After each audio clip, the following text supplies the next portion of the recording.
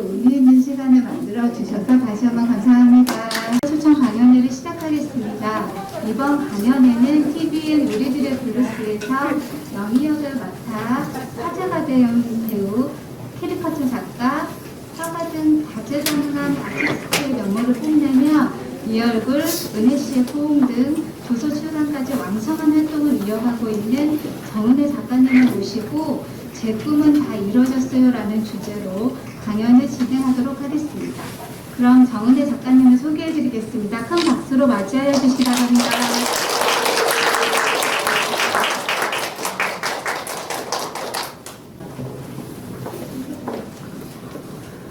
안녕하세요. 저는 네 얼굴 은혜씨 작가이고 우리들의 블루스 친언니 맡은 이영희라고 합니다.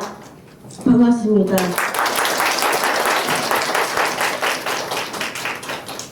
옆에 계신 분 누구세요? 안녕하세요. 저는 이 네 얼굴 영화의 프로듀서 역할을 맡았고요. 그리고 은혜씨 엄마입니다. 그리고 제 직업은 만화가고요. 지금은 양평에서 장애아를 두 부모님들하고 같이 부모 운동하고 있습니다. 장찬현실입니다. 영화 재밌게 보셨어요? 네. 제가 만들었어요. 감독입니다. 은혜씨 아빠이기도 하고요. 같이 있어서 그런가 마이크가.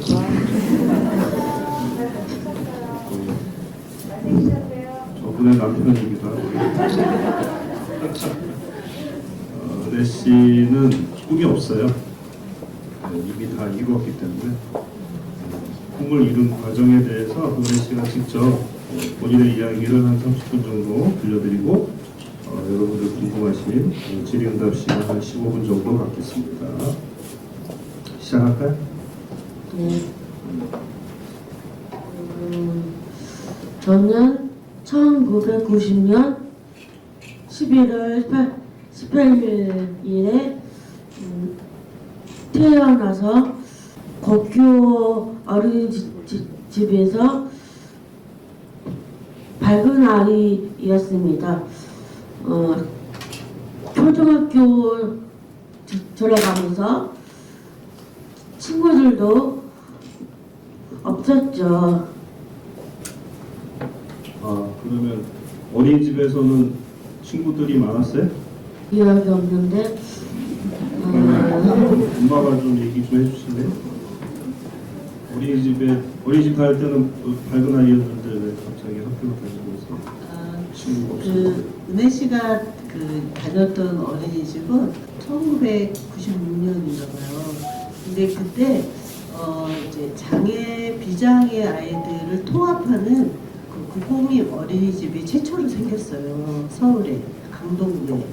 그래서 제가 이제 굉장히 저도 정보력 빠른 엄마고 굉장히 다방면으로 막 돌아다니는 사람이라 그 정보를 얻어가지고 은혜씨를 그 어린이집에 보내기 위해서 되게 노력하고 이사까지 하고가 이랬어요. 근데 지금은 이제 장애아 특수교육법이라든지 또 바우처 제도라든지 이런 것들이 있어서 이제 발달장애 아이를 키우는 데 들어가는 여러 가지 경제적인 부분은 좀 도움을 받을 수가 있는데 은혜씨가 어린이집을 다닐 때만 해도 이 장애인 아이의 교육과 케어의 모든 문제가 부모에게 있었어요. 그래서 아주 법적으로 또 묶어놨죠. 부양의무제라는 제도로. 부양의무제. 나의 아이의 장애나 장애 문제는 너희 가족의 문제다. 이런 제도예요.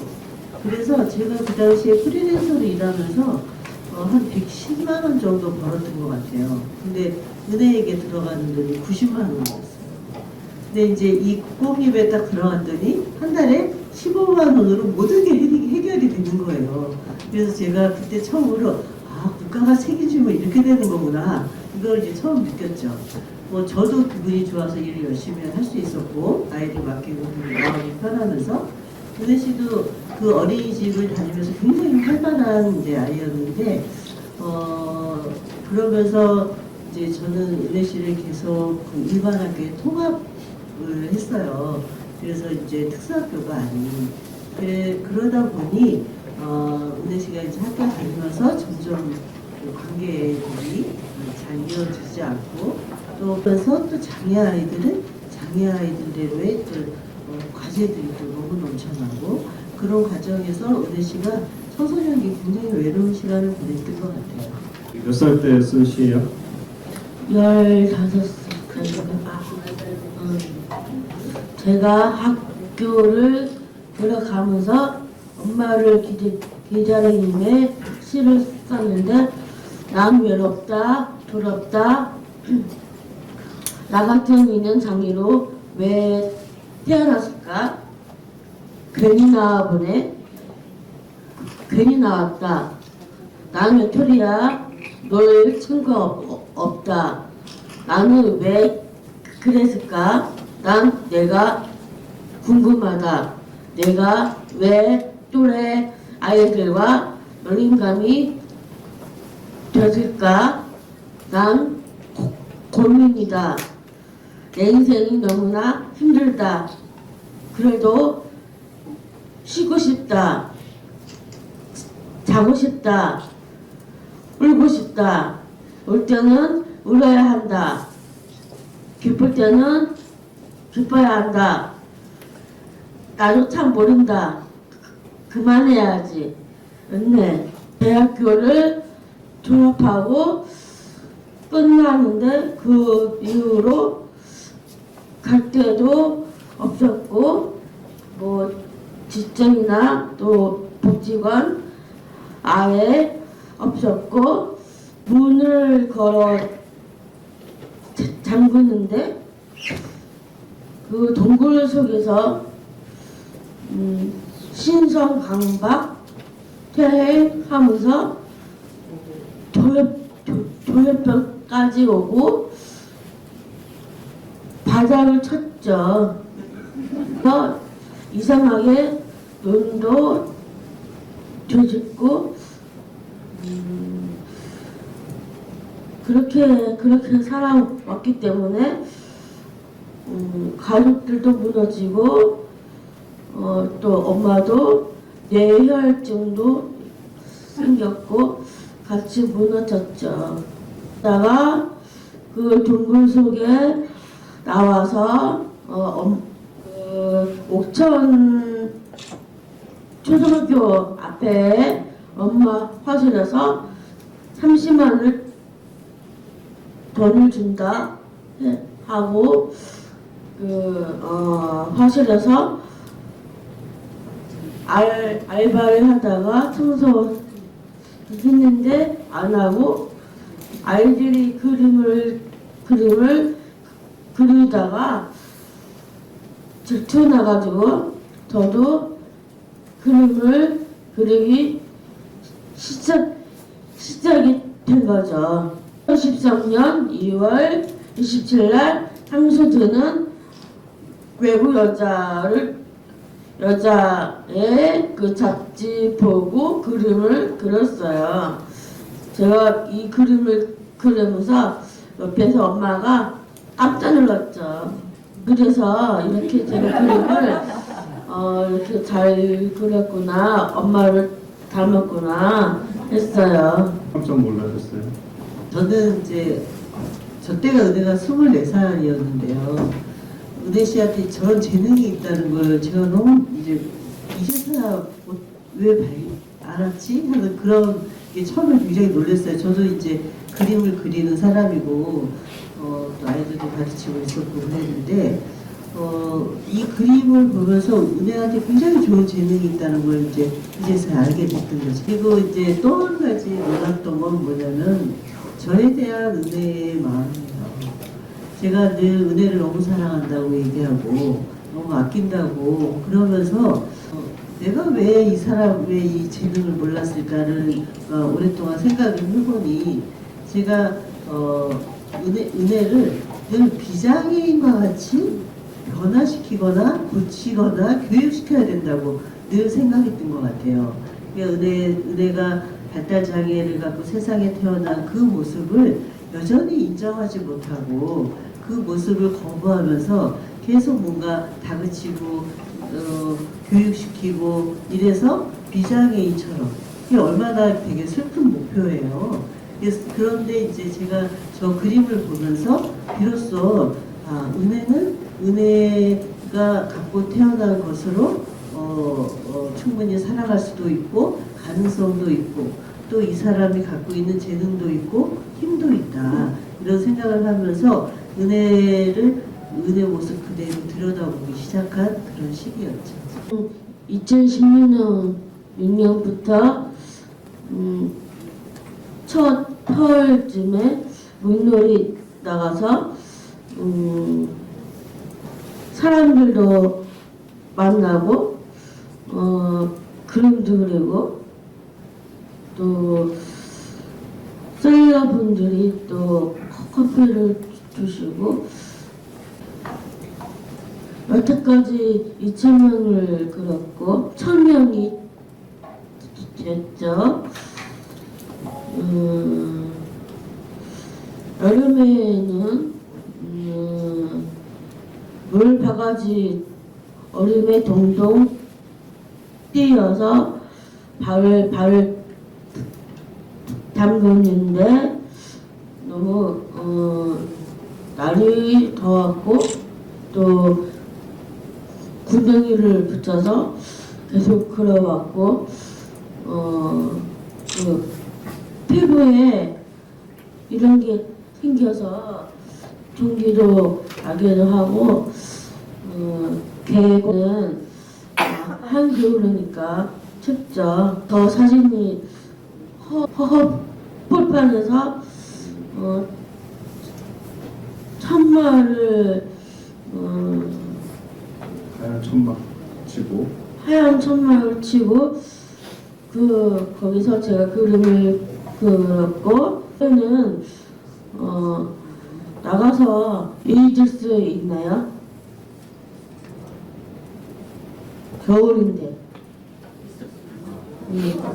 추워서 강가에 강바람 맞으면서 본인은 이제 하루 종일 온종일 거기서 추위와 싸우면서 그림을 그렸다고 자랑하시는 거예요. 아니죠.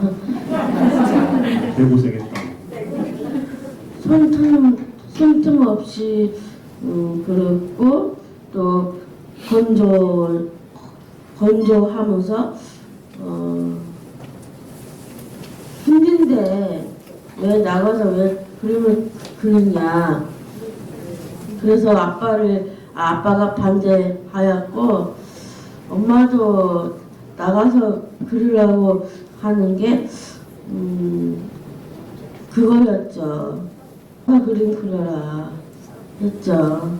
보통 자녀가 그림에 대한 재능을 보이면 좋은 선생님을 붙이거나 어디 좋은 학원을 찾아서 이렇게 좀 안락한 실내 공간에서 그림을 배우게 할 텐데 왜 굳이 저렇게 허허벌판 강가에 나가서 봄, 여름, 가을, 겨울 그 비와 그 눈보라와 더위와 추위를 온몸으로 견디면서 그렇게 개고생하면서 그림을 그리게 했어요.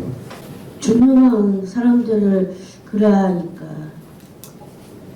또 오늘도 그려야 할 테고 또 커플이나 아니면 어른 또 노인 그려야 하고 또 아이들 또 뭐 고양이들도 그려야 하니까.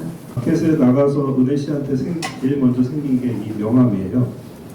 작가라는 지위를 갖게 된 거죠. 그러니까 은혜 씨를 바라보는 세상의 시선은 저 아이가 이 세상에 태어나서 무슨 역할을 할 수 있을까, 어떤 쓰임이 있을까에 대한 이렇게 열등한 존재로 바라보던 은혜 씨의 존재가 이제 저 명함을 통해서 이제 지위를 갖게 됐고 사람들이 은혜 씨한테 이제 그림을 부탁하는 존재가 된 거죠. 그러면서 이렇게 좀 이렇게 아래로 보던 시선이 이제 수평적인 시선으로 바뀌고 저분들은 또 은혜 씨한테 예쁜 그림을 받기 위해서 환한 미소를 지으면서 따뜻한 미소를 지으면서 이제 그림을 부탁하고, 그래서 은혜 씨는 작가이기 때문에 그림 주문받은 것에 대해서는 내가 책임감을 가지고 그려드렸던 것이고, 그런 의미가 있는 것 같아요.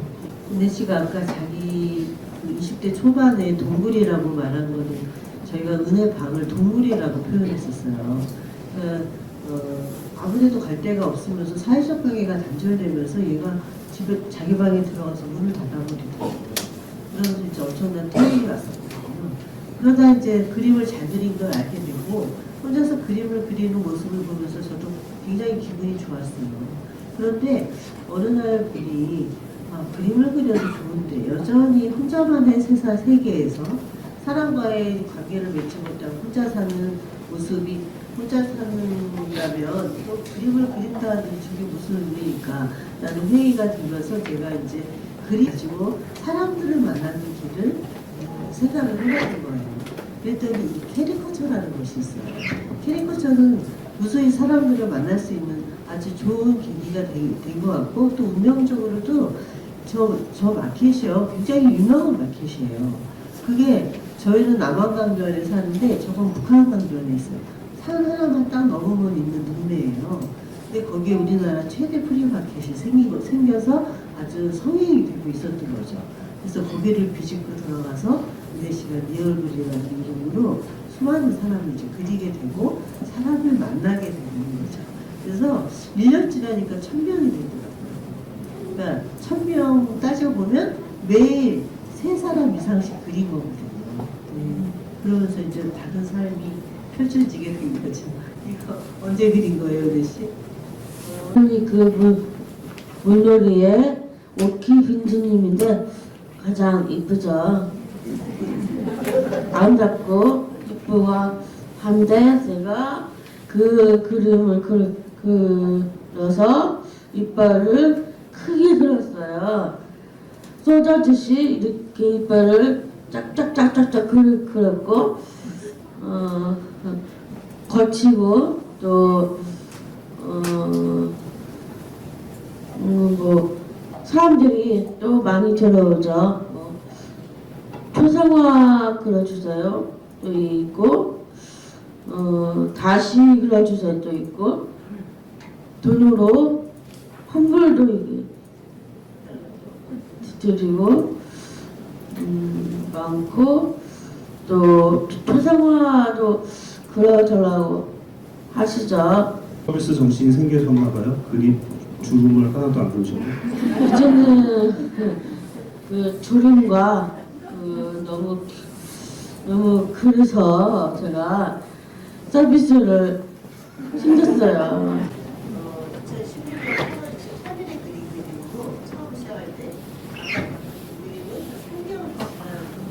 사람들이 중요한 사람들, 꼭 필요한 사람들을 들어와서 또 예쁘게 그려주세요 있어요. 또 옷을 춥고 그림 그리는데 한겨울이죠.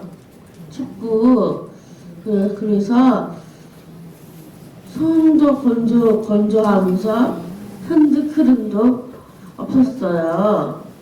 그래서 그림을 그리면서 신선도 다 사라졌고 돈도 벌었고, 이태명을 그렸으니까 거의 4000명까지 그렸어요. 그래서 만나는 순간들을 그림 그렸고, 그 옆에 그 날짜가 적힌 대로 이 본인 이름들도 적어서 했죠.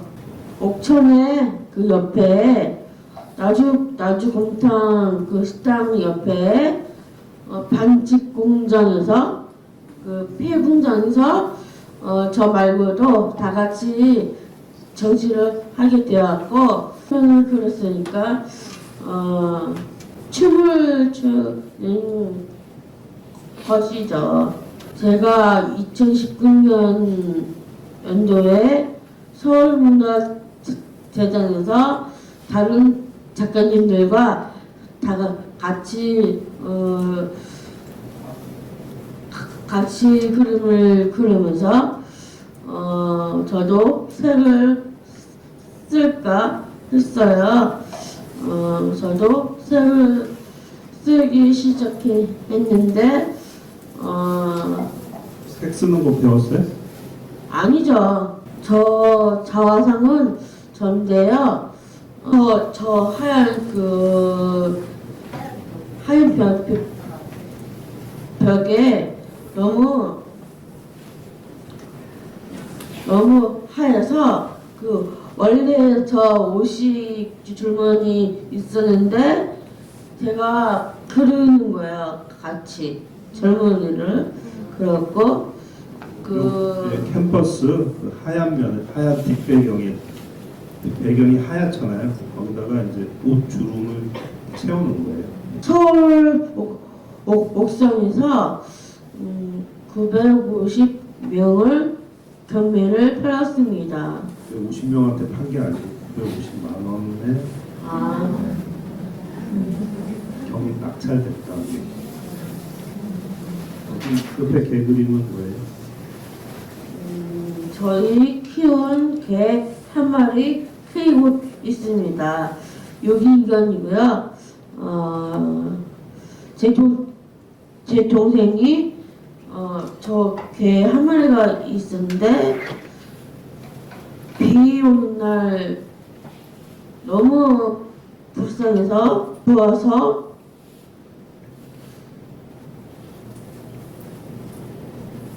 데리고 키웠죠. 버려진 개가 지금은 훌륭한 모델이 돼서 잘 팔려요.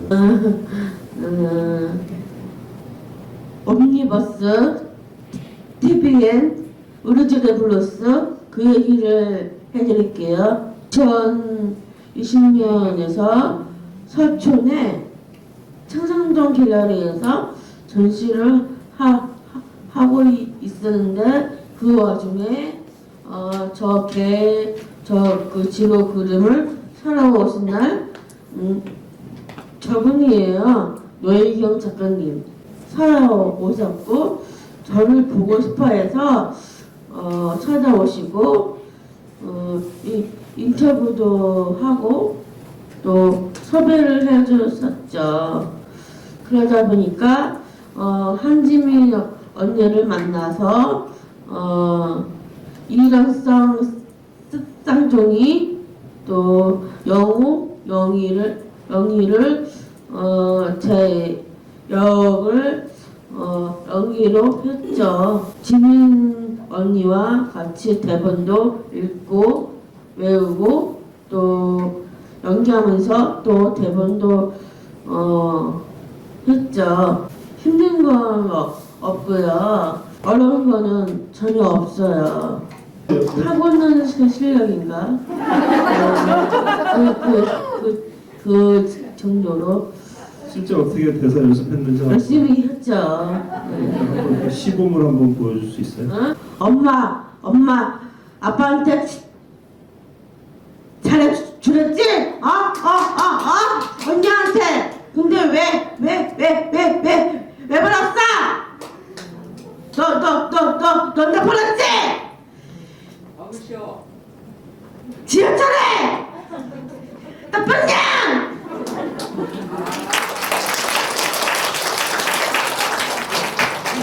우비 오빠도 같이 연기를 했었고 실제로 만나서 보니까 착해졌고요. 또 저를 잘 주셔서 저 때문에 연기를 맞추셨죠. 제가 힘들까봐 의자도 안 치고 또 지민 언니도 화장실도 같이 가지고 했죠. 왜냐하면 민나 언니 또 이병헌 선배 또 차승원 선배 이정우 선배 또 엄정화 선배님, 쌤, 또 이렇게 배우들님들도 그분들이 없으면 이렇게 연기도 못할 것이고 또 김규태 감독님, 이정무 감독님, 김영희 감독님들도 또 스태프분들도 또 촬영팀, 또 의정팀, 부정팀들도 그들이 없으면 저도 이 드라마에 하지 않았을 거예요. 제가 부산에서 갔었는데 관객들과 같이 마지막으로 사진을 찍었죠. 어딜 가나 어디서나 알아보시고 새벽시 잘 봤어요. 또 아침마당 봤고요. 인사이드 경인 방송도 잘 봤다고 하시고 또 장건호 오빠와 홍보 영상도 잘 봤습니다. 또 있고요. 또 저 보면 깜짝 놀라죠. 사람들이 진짜? 영희야? 영희 언니야? 이렇게 알아보시고요. 그쵸. 또 군산 인성당에서도 지난번에 갔을 때는 엄마랑 목욕을 하고 있었는데 그 와중에 아줌마들이 옷을 빡빡이 벗고는 알아보시고 아시죠? 근데 여기가 부산인데 지금 모양이 있죠. 이미지 기자님. 8월 24일부터 30일까지 인사동에서 토프하우스에 사람들 인내시 포옹으로 개인 전시를 했죠. 또 사랑, 우정, 따뜻함 그런 포옹이죠. 그런 그림들을 전시했고 또 제가 두 권이나 나왔죠. 인내시의 포옹은 다 담아있어요. 전시했던 그림. 문학동네의 이야기 장소 이 책을 만드신 이현실 대표님이시고 제가 어제 오랜만에 통화했어요. 그리고 또 니어볼 그 책은 제가 어렸을 때 또 시와 그림으로 2년 전부터 보리 출판사에서 교육해서 책을 나왔고 없어질도 같이 나와 있습니다. 그 책에 그 속에 시가 있었는데 내가 예뻐서 거울을 볼까? 내가 귀여워서 거울을 볼까? 내가 인기가 많아서 거울을 볼까? 내가 사람들이 나를 쳐다볼 때 거울을 볼까? 내가 엄마를 닮아가는 거에 거울을 볼까? 내가 사랑스러워서 거울을 볼까? 내가 자꾸 예뻐서 귀여워서 인기가 많아서 사람들이 볼 때면 엄마를 닮은 것이 사랑스러워서 왜 이렇게 거울을 볼까요? 성질이 급해서 닮았어요. 이성당 달력 좀. 저희는요 두 작가인데 한 분은 원래 미국에서 미국에서 살다가 딸이랑 한국에 들어왔고 또 원래는 한겨레 기자 사람이었고 또 엄마와 또 대선배이시고 그러시다가 아름다운 재단에서 일을 하시고 그만두시는데 옆에 빵집에 알바를 하셨다가 작가로 되신 거고 첫 번째는